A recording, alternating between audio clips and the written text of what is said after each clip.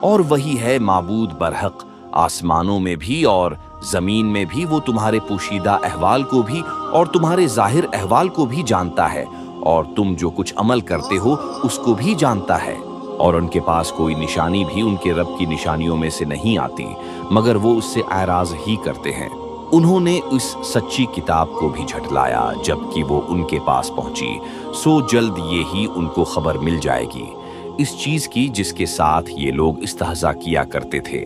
کیا انہوں نے دیکھا نہیں کہ ہم ان سے پہلے کتنی جماعتوں کو ہلاک کر چکے ہیں، جن کو ہم نے دنیا میں ایسی قوت دی تھی کہ تم کو وہ قوت نہیں دی، اور ہم نے ان پر خوب بارشیں برسائیں اور ہم نے ان کے نیچے سے نہریں جاری کی۔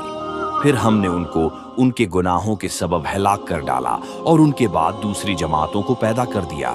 اور اگر ہم کاغذ پر لکھا ہوا کوئی نوشتہ آپ پر نازل فرماتے، پھر اس کو یہ لوگ اپنے ہاتھوں سے چھو بھی لیتے، تب بھی یہ کافر لوگ یہی کہتے کہ یہ کچھ بھی نہیں مگر صریح جادو ہے۔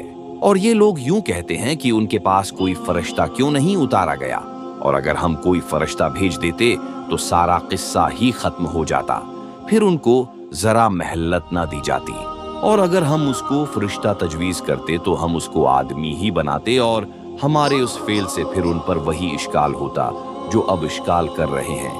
اور واقعی آپ سے پہلے جو پیغمبر ہوئے ہیں ان کے ساتھ بھی استہزا کیا گیا ہے۔